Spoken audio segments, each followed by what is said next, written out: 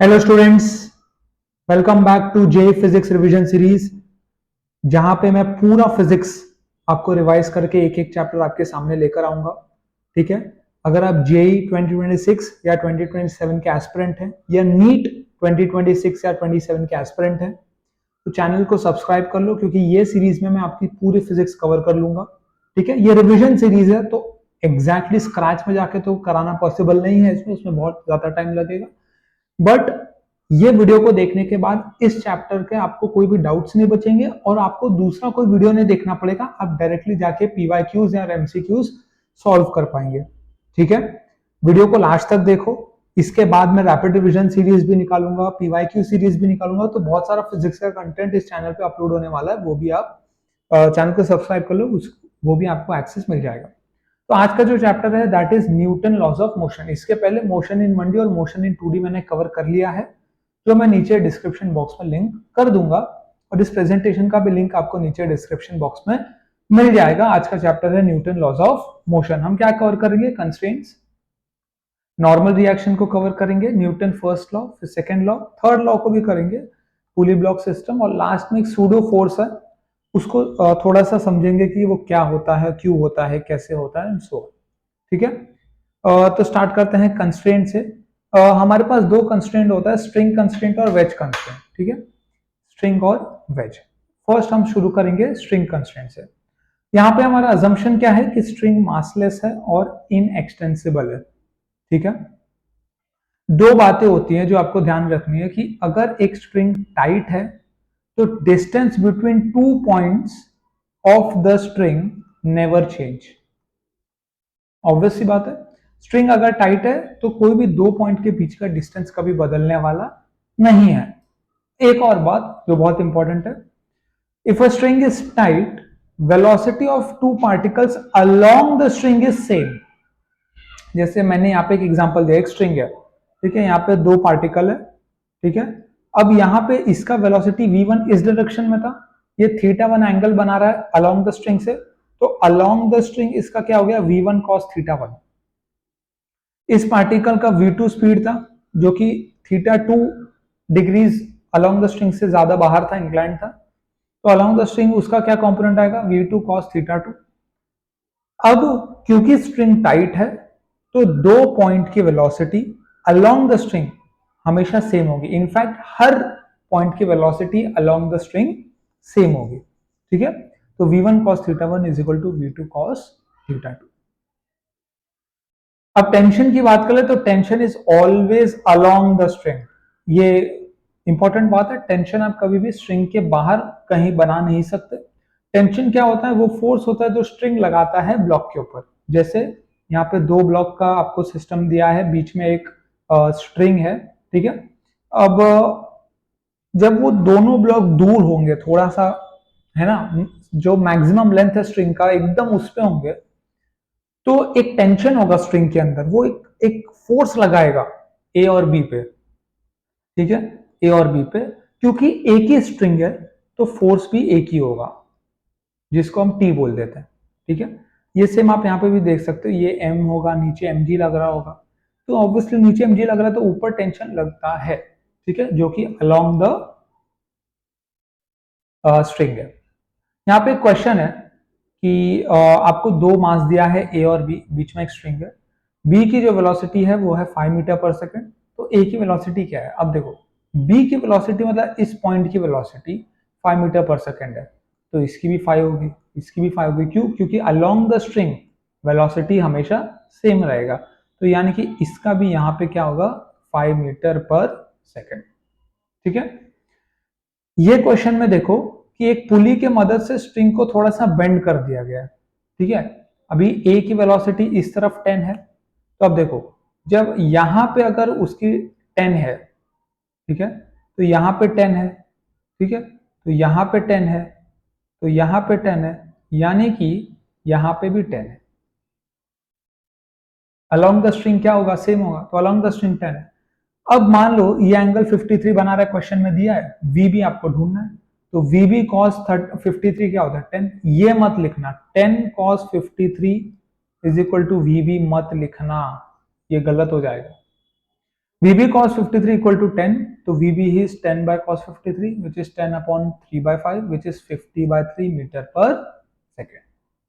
एक क्वेश्चन और देख लो, यहाँ पे एक छल्ला लगा है मैंने, एक रिंग जो कि एक फ्रिक्शनलेस रॉड के ऊपर है, एंगल 37 बना रहा है और ए जो है उसको 10 मीटर पर सेकेंड से नीचे खींचा जा रहा है, तो ये स्ट्रिंग की कुछ वेलोसिटी होगी इधर, उसको हमको फाइंड करना।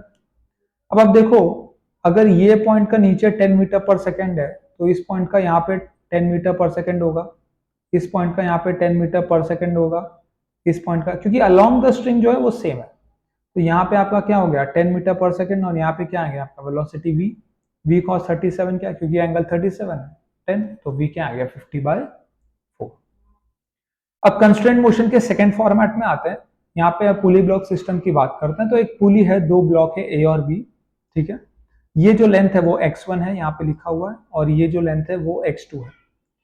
A और B दोनों ऊपर जा रहे हैं, A की वेलोसिटी va है, B की वेलोसिटी vb है, C की जो वेलोसिटी है वो क्या है vp, यानी कि वेलोसिटी ऑफ पुली। अब आप ध्यान से देखो, ये जो मैंने स्टेटमेंट लिखा है ना, ये बहुत ही इंपॉर्टेंट स्टेटमेंट है। Velocity of B with respect to C, ये जो पुली को हमने सी भी बोल रखा है, is equal to minus of velocity of A with respect to C. मतलब जब आप सी पे बैठ जाओगे, जब आप सी पे बैठ गए तो पुली रेस्ट पे हो गया, क्योंकि आप सी पुली पे ही बैठ गए, तो क्या होगा, ए और बी अपोजिट डायरेक्शन में चल रहे होंगे, तो velocity of B would be minus of velocity of A, तब जब दोनों का विथ रिस्पेक्ट टू सी देखो या विथ रिस्पेक्ट टू पुली देखो, ठीक है, तो यहां से velocity of B with respect to pulley क्या होगा, velocity of B minus velocity of pulley, which is equal to minus of velocity of minus velocity of pulley. तो यहां से वेलोसिटी ऑफ पुली क्या आ जाएगा, velocity of A plus velocity of B upon 2, plus तब है जब दोनों ऊपर जा रहे हैं, दोनों ऊपर जा रहे हैं। अब इसी चीज को मैंने यहाँ पे प्रूफ भी किया है। देखो x1 प्लस x2 एक लेंथ के बराबर ही है, वो तो हमेशा कांस्टेंट ही होगा वो लेंथ। अगर मान लो ये ऊपर चला गया, x1 कम हो गया, तो उतना ही x2 बढ़ जाएगा और l तो उतना ही होगा। अगर आप दोनों साइड को टाइम के साथ डिफरेंशिएट करो तो dx1 plus dx1 by dt plus dx2 by dt बराबर कितना हो जाएगा, जीरो, क्योंकि लेंथ कांस्टेंट है, उसका डिफरेंशिएशन क्या हो जाएगा, जीरो। तो ये क्या है, velocity of with respect to pulley है, ये क्या है, velocity of B with respect to pulley है, तो ये इक्वेशन आ गया। खैर ये लॉजिकली भी आप समझ सकते हो, मैंने आपको मैथमेटिकली भी डिराइव करके दे दिया। एक क्वेश्चन देख लो यहाँ पे, ये एक सिस्टम दिया है, सी का जो है वो नीचे 4 मीटर पर सेकेंड है स्पीड, बी का ऊपर 6 मीटर पर सेकेंड है वेलोस, और ये जो पुली है उसका ऊपर 10 मीटर पर सेकेंड है। वेलोसिटी ऑफ ए क्या है, ये क्वेश्चन है, ठीक है। अब यहां देख लो, सबसे पहले आप क्या कर लो, बी और सी को एनालाइज कर लो। देखो यहां मैंने किया है, क्योंकि ये दो आसान है, दोनों का दिया है, तो ये पुली का भी वेलोसिटी निकालना कोई बड़ी बात नहीं है। अपने को पता है ये पुली का वेलोसिटी क्या है, this plus this upon 2। Velocity vector quantity है तो डायरेक्शन का ध्यान देना पड़ेगा, अपोजिट है तो मैंने लिखा 6 माइनस 4/2, मतलब ये ऊपर जा रहा है, पॉजिटिव आया तो ये ऊपर जा रहा है पॉजिटिव 1 मीटर पर सेकेंड से। ठीक बात है, अच्छी बात है। अब आपको इसका स्पीड मिल गया है, इस पर स्पीड मिल गया, तो ये पुली का स्पीड निकालना कोई बड़ी बात नहीं है। देखो यहाँ पे 10 दिया है और यहाँ पे 1 दिया है, तो इस पुली का स्पीड क्या होगा, 10 इज इक्वल टू v मान लेते हैं, v प्लस 1/2, यानी कि v क्या आ गया 19 मीटर पर सेकेंड, यानी कि ये ऊपर जा रहा है 19 मीटर पर सेकेंड से। अब इस सिस्टम के अंदर इसकी स्पीड अपने को पता है 0, इसकी स्पीड ढूंढनी है, पुली का पता है, तो VA जो अपने को ढूंढना है plus 0 upon 2 is equal to 19, तो VA क्या हो गया 38 मीटर पर सेकेंड, ठीक है। इसके बाद देख लो, यहाँ पे एक चीज समझ लो, क्योंकि ये स्ट्रिंग सेम है, ठीक है, सेम स्ट्रिंग में सेम ही टेंशन लगता है, तो मान लो ऊपर T1 इस तरफ भी हो गया, T1 इस तरफ भी हो गया। अब ये दूसरा स्ट्रिंग है, यहाँ पे दूसरा स्ट्रिंग लगेगा, अगर ये M है तो ये नीचे mg से खींचेगा, तो ऊपर स्ट्रिंग में एक टेंशन आ जाएगा T2, तो आप क्या लिखोगे 2T1 is equal to T2। Obvious ही बात है ना, ऊपर दो फोर्स लग रहा है T1 2T1, नीचे एक ही फोर्स है T2, तो 2T1 बराबर हो जाएगा T2 के। यहाँ पे पुली और स्ट्रिंग दोनों ही मासलेस है और फ्रिक्शनलेस, ठीक है। इस केस में क्या है, देखो यहाँ पे एक हमने स्ट्रिंग लिया है, उसको यहाँ से शुरू हुआ बीच में से, ठीक है, ऐसा घूमते घूमते घूमते घूमते पुली में घूमते घूमते घूमते घूमते ऐसा है, अब यहाँ पे 3 आर्म्स हो गए सेम स्ट्रिंग के, तो T1 और T1 टेंशन यहाँ बनेगा, नीचे एक मैंने स्ट्रिंग लटका लिया जिसमें टेंशन T2 बनेगा, तो यहाँ पे 3T1 बराबर T2 हो जाएगा। ये एक बहुत अच्छा क्वेश्चन है, देखो ए और बी, ठीक है। वेलोसिटी ऑफ ए पूछा जा रहा है, वेलोसिटी ऑफ बी दिया है 20 मीटर पर सेकंड राइट में। इसको सॉल्व करने का शॉर्टकट ट्रिक बता रहा हूं, ठीक है, जो आपने कहीं रेयरली देखा होगा, मेरे हिसाब से नहीं देखा होगा। ये पॉइंट्स अपन मार्क कर लेते हैं, ये पॉइंट, ये वो सारे पॉइंट्स हैं, ठीक है, जिसमें हम इक्वेशन बनाएंगे। अब आप ध्यान से देखो, ये पॉइंट्स हमने मार्क कर लिए, ठीक है। ये पॉइंट की वेलोसिटी कितनी है? आप बोलोगे कि सर जो वेलोसिटी ऑफ ए होगा वही होगा, ठीक बात है। ये पॉइंट का कितना है? जो वेलोसिटी ऑफ बी होगा वही होगा, क्योंकि वो बी के साथ अटैच्ड है, ठीक बात है। हमको करना क्या, देखो हमको ये करना है कि आप इंडिविजुअली इस पॉइंट को देखो और वो वेलोसिटी उसके लेंथ को घटा रहा है या बढ़ा रहा है, उसके ऊपर हम इक्वेशन लिखते हैं। ये इक्वेशन कैसे है मैं आपको बताता हूं। मैंने लिखा है +20, क्योंकि मैंने शुरुआत इस पॉइंट से की, ठीक है। ये पॉइंट अगर आप सब भूल जाओ तो देखो इसका वेलोसिटी 20 मीटर राइट में है, मतलब ये जो स्ट्रिंग पे लग रहा है वो स्ट्रिंग का लेंथ बढ़ा रहा है, तो +20। फिर मैं इस पॉइंट पे आया, देखो इसका स्पीड मान लो v है, इस तरफ v है, तो ये बाकी सब आप भूल जाओ, ये स्पीड उस जिस स्ट्रिंग पे लग रहा है उस स्ट्रिंग की लेंथ को घटा रहा है, तो -v। फिर आप इस पॉइंट पे आओगे तो +20। फिर आप इन दो पॉइंट को देखोगे तो -v। फिर आप इन दो पॉइंट को देखोगे तो +20। फिर आप इस पॉइंट को देखोगे तो रेस्ट पे ही है, +0 बराबर 0। तो v क्या आता है 80/3। ये बहुत इंपॉर्टेंट शॉर्टकट है, इससे आपके बहुत सारे क्वेश्चन इजीली सॉल्व हो जाएंगे। अब आपको वेज का कॉन्सेप्ट मैं आपको करा देता हूं, उसके बाद न्यूमेरिकल देखेंगे। मान लो आपके पास एक वेज है ए और एक मास है बी। ए की वेलोसिटी है ए, वेलोसिटी भी हो एक्सेलरेशन भी हो, कॉन्सेप्ट नहीं बदलेगा। मान लो ए की वेलोसिटी ए है लेफ्ट साइड में, बी की वेलोसिटी है बी मीटर पर सेकेंड विथ रिस्पेक्ट टू ए, क्योंकि डायरेक्शन देखो कैसा है। अगर आप विथ रिस्पेक्ट टू ए नहीं लिखोगे ना, विथ रिस्पेक्ट टू ग्राउंड थोड़ा कॉम्प्लेक्स होगा, मैं आपको दिखाता हूं। Velocity of B with respect to A is B bar, ठीक बात है। इसको मैं क्या लिख सकता हूं, velocity of B with respect to ground है ना, obviously with respect to ground, velocity of B minus velocity of A किसके बराबर हो गया, बी बार के बराबर हो गया। वेलोसिटी ऑफ बी, अब यहां देखो वेलोसिटी ऑफ ए क्या है, A bar. Velocity of B minus A bar is equal to B bar, यानी velocity of B is B bar plus A bar. इन दोनों का vector sum velocity of B with respect to ground है, ठीक है। तो ये ए बार है, ये बी बार है, ये जो वेक्टर सम का रिजल्टेंट आएगा ये होगा velocity of B with respect to ground.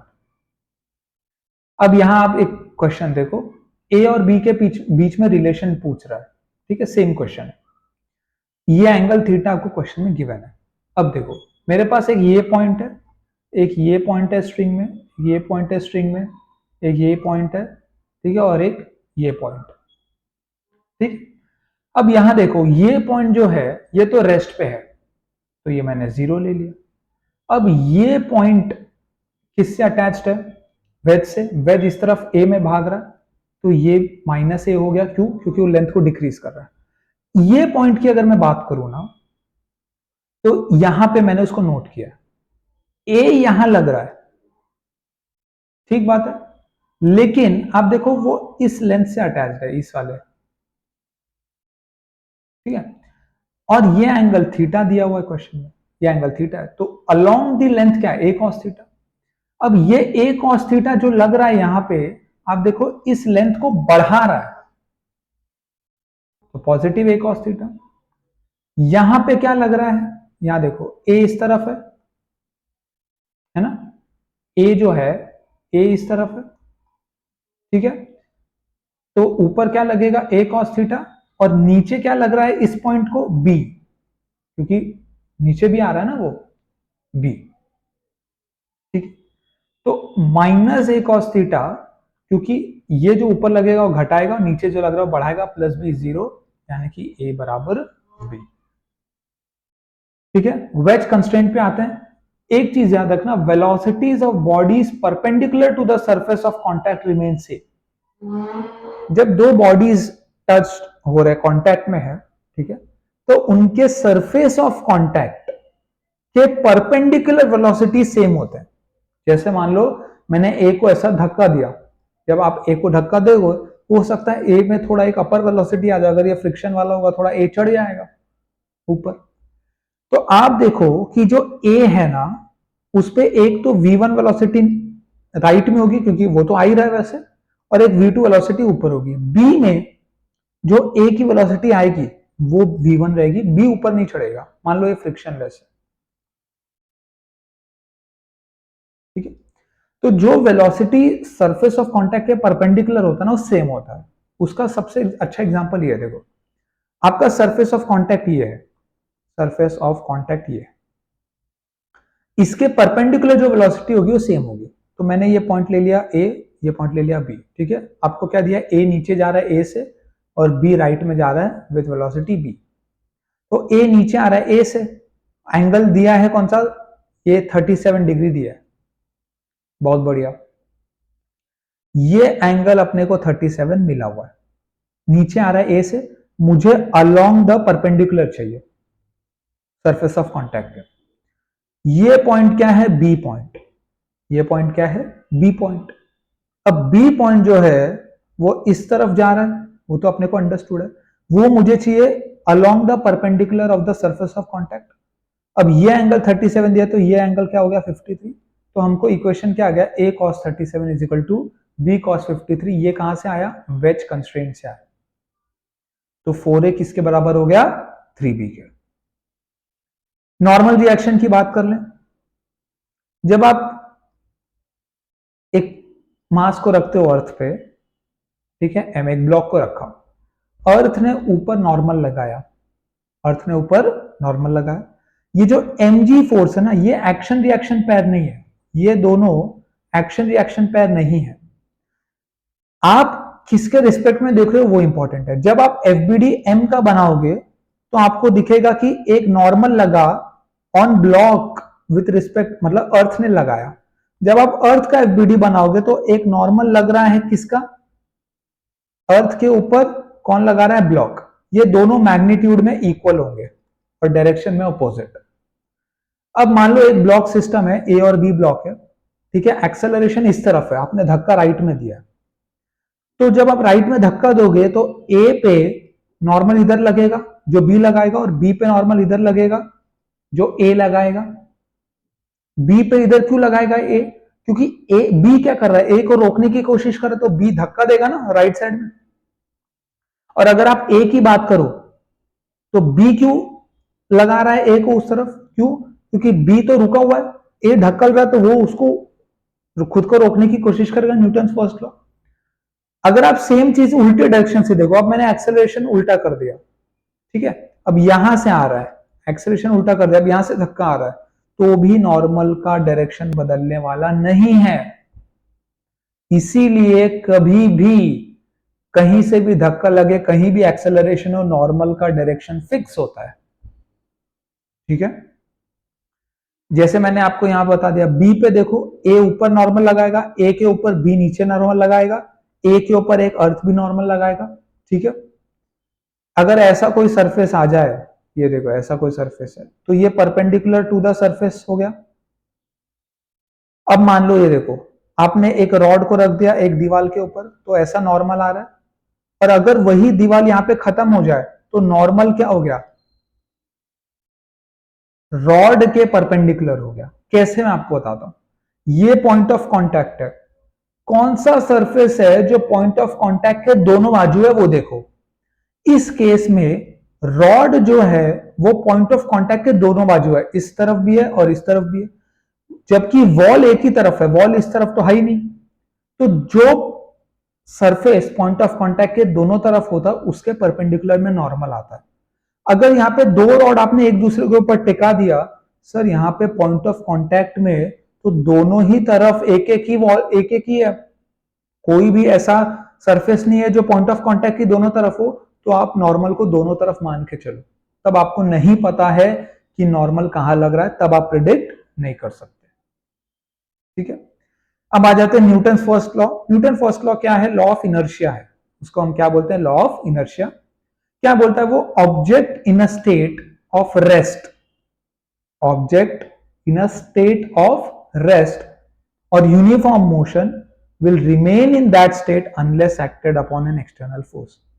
अगर कोई चीज रेस्ट पे है तो वो रेस्ट पे ही रहेगी, अगर कोई चीज यूनिफॉर्म मोशन में है तो वो यूनिफॉर्म मोशन में ही रहेगी।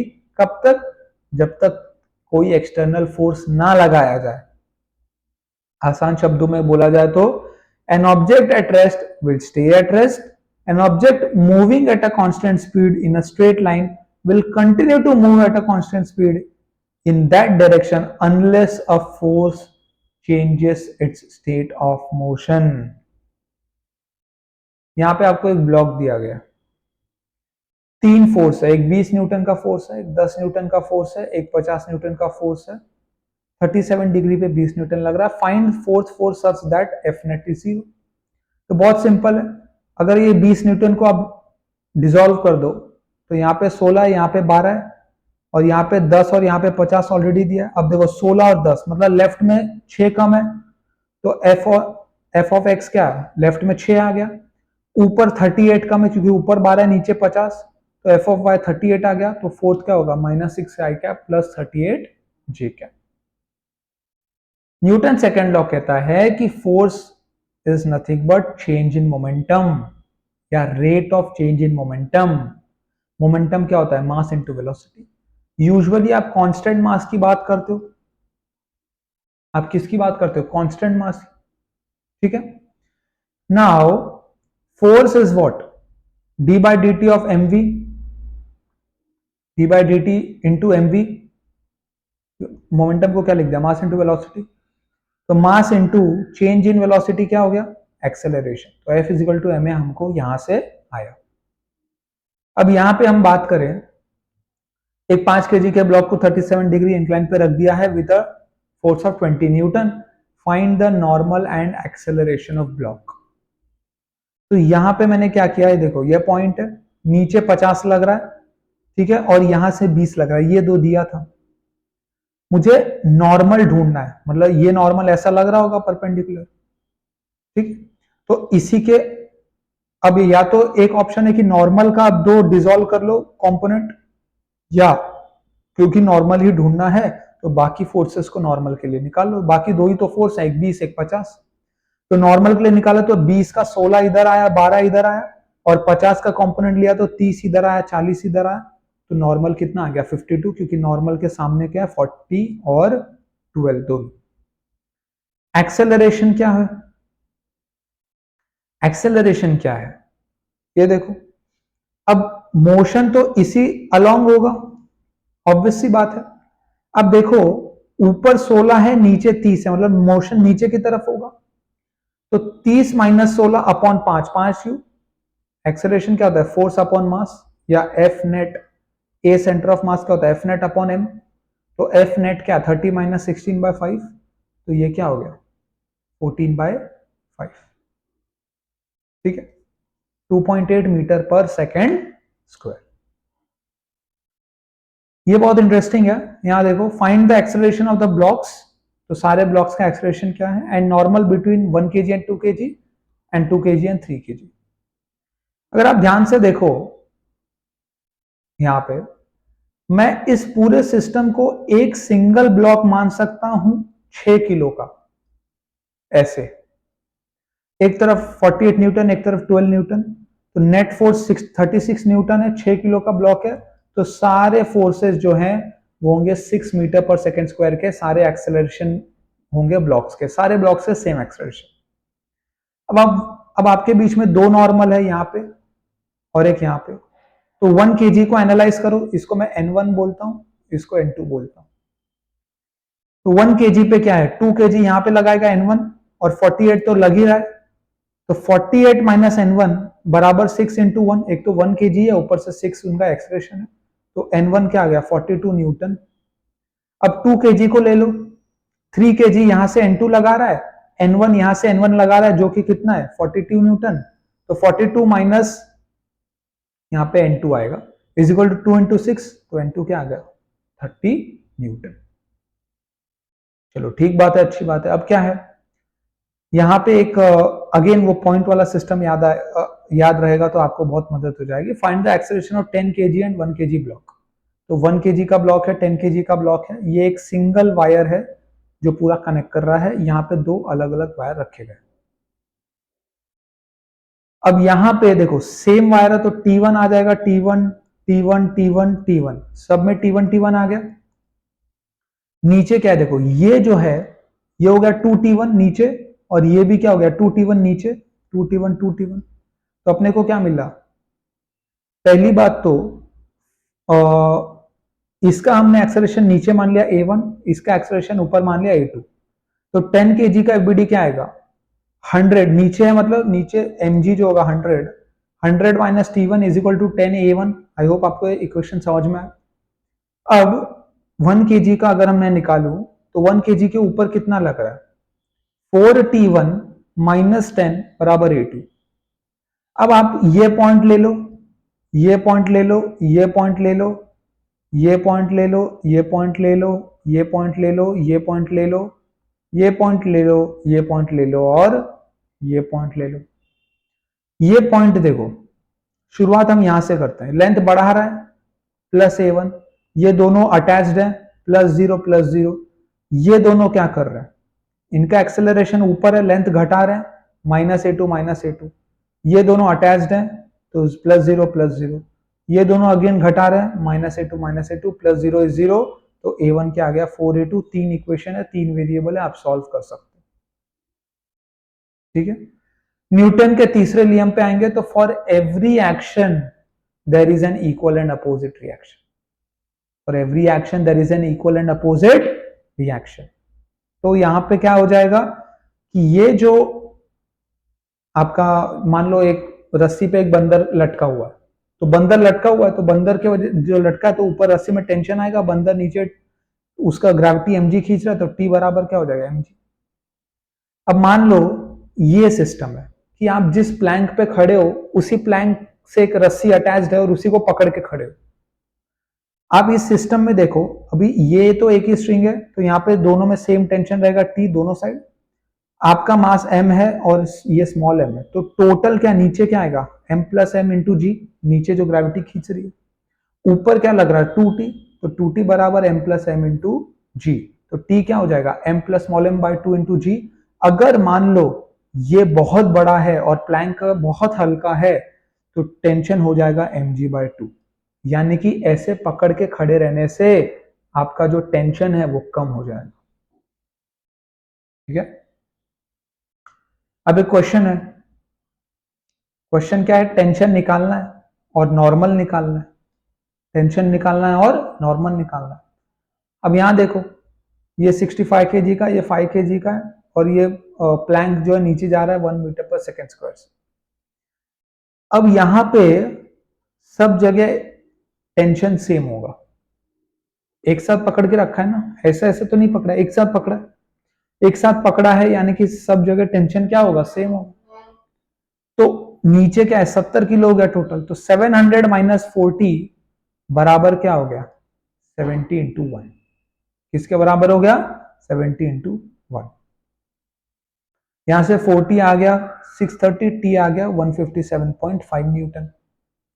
इसके बाद क्या आता है आपका, इसके बाद आता है आपका एक ये जो प्लैंक है उसका एफबीडी बना लेते हैं। नीचे क्या लग रहा है 50 न्यूटन, नीचे क्या लग रहा है 50 न्यूटन, क्योंकि 50 केजी का ये 5 केजी का ये। ऊपर क्या है, ये एक टी है, ये एक टी है, और इसका एक नॉर्मल आएगा नीचे, नॉर्मल नीचे आ गया, दो ऊपर टी है तो नॉर्मल आ जाएगा 270 न्यूटन। आखिरी बात कर लेते हैं सूडो फोर्स की। तो सूडो फोर्स क्या होता है कि जो एक्सेलरेटिंग फ्रेम्स होते हैं, एक्सेलरेटिंग फ्रेम्स को हम नॉन इनर्शियल फ्रेम बोलते हैं, वहां पे न्यूटन का सेकंड लॉ अप्लाई नहीं किया जा सकता, इनफैक्ट न्यूटन का कोई भी लॉ अप्लाई नहीं किया जा सकता। मैं आपको एग्जांपल से समझाता हूं। मान लो एक लिफ्ट में मास m लटका हुआ है, लिफ्ट ऊपर जा रहा है विद एक्सेलरेशन a। परफेक्ट है सर, बहुत अच्छी बात है। अगर आप ग्राउंड से देखो, आप a हो, आप ग्राउंड से ऑब्जर्व करो FBD of mass m with respect to a, तो ग्राउंड से आप देखोगे कि ऊपर टेंशन है, नीचे mg है, और ऊपर जा रहा है एक्सेलरेशन a से, तो t बराबर mg प्लस m है। जब आप बी चढ़ जाओ, जब लिफ्ट के अंदर चढ़ जाओ, तो लिफ्ट तो आपके लिए रेस्ट पे आ गया, तो एक्सेलरेशन तो है नहीं, तो सिर्फ ऊपर टी नीचे mg, तो t बराबर mg। यानी कि सेम सिस्टम के लिए, सेम स्ट्रिंग के लिए अलग अलग फ्रेम ऑफ रेफरेंस पे अलग अलग टेंशन आ रहा है, तो ये पॉसिबल तो नहीं है, मतलब गलत हो गया। तब हम इमेजिनरी फोर्स को इंट्रोड्यूस करते हैं, सूडो फोर्स, और वो हमेशा आपके फ्रेम ऑफ एक्सेलरेशन के अपोजिट लगता है मास ऑफ द ऑब्जेक्ट से मल्टीप्लाई होने के बाद। देखो, जब आप इस सिस्टम में हो तब ऊपर टी नीचे mg तो नॉर्मल है, बट आप क्योंकि लिफ्ट में हो, आप एक नॉन इनर्शियल फ्रेम में हो, तो आपको एक नीचे सूडो फोर्स लगाना पड़ेगा। नीचे क्यों? क्योंकि फ्रेम ऑफ रेफरेंस का एक्सेलरेशन ऊपर है, तो सूडो फोर्स लगेगा नीचे। फ्रेम ऑफ एक्सेलरेशन का जो भी एक्सेलरेशन है वो लगेगा, और जिस मास पे आप ढूंढ रहे हो, जैसे एफबीडी m का है, तो वो मास से आपको मल्टीप्लाई करना पड़ेगा। तो अब t क्या हो जाएगा? mg बराबर ma। ठीक है, यहाँ पे एक बहुत ही अच्छा क्वेश्चन मैंने लिया है। मान लो ये मास m डैश है, ये स्मॉल m है, ये कैपिटल M है, थीटा एंगल है। What should be the mass of hanging block this for the small m does not slide on big, यानी कि m डैश। तो कितना मास रखूं जिससे ये इधर मूव करे कि ये जो है विथ रिस्पेक्ट टू वेज, मतलब मूव ना करे विथ रिस्पेक्ट टू वेज। तो अगर आप देखो, ये जो m है, मान लो ये यहां पे एक्सेलरेशन a है, और ऑब्वियसली अगर ये a से इधर जा रहा है, तो ये नीचे जा रहा होगा a से। ये m देखो, यहां पे सूडो फोर्स लगेगा ma, सूडो फोर्स लगेगा ma जब आप with respect to m dash करोगे। मैं मान लो इसी पे जाके बैठ गया, जब मैं इसी पे जाके बैठ गया, तो मेरा तो एक्सेलरेशन राइट में, तो मैं लेफ्ट में एक सूडो फोर्स लगा दिया। ठीक है, ऊपर क्या है? एम ए कॉस थीटा, नीचे एम जी था, तो यहां पे क्या आ जाएगा? M G sine theta. क्योंकि मुझे विथ रिस्पेक्ट टू वेज इसको स्टेशनरी रखना है, तो M A cos theta would be M G sine theta, यानी कि ए आ गया जी टैन थीटा। अब इसका एक बीडी देख लो, ये नीचे आ रहा है ए से, तो एम जी माइनस टी बराबर एम ए, तो टी क्या हो गया? टी क्या हो गया? M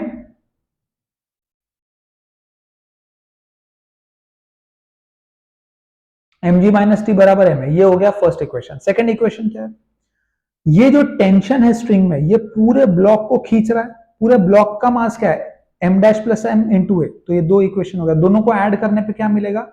mg minus M A is equal to m dash a plus m A की जगह g tan थीटा डाल दिया आपने। ठीक है, तो m dash plus m g tan theta, तो फाइनल m क्या आ गया? m dash plus m upon 1 minus tan theta into tan theta. ठीक है, तो इसके लिए इतना ही। ये सारे कॉन्सेप्ट्स मैंने ऑलमोस्ट कवर कर दिए हैं। वीडियो कैसा लगा आप कमेंट में बता सकते हो। चैनल को सब्सक्राइब कर लो, और कुछ क्वेश्चन है तो वो भी आप कमेंट में टाइप कर सकते हो। Thank you so much for watching.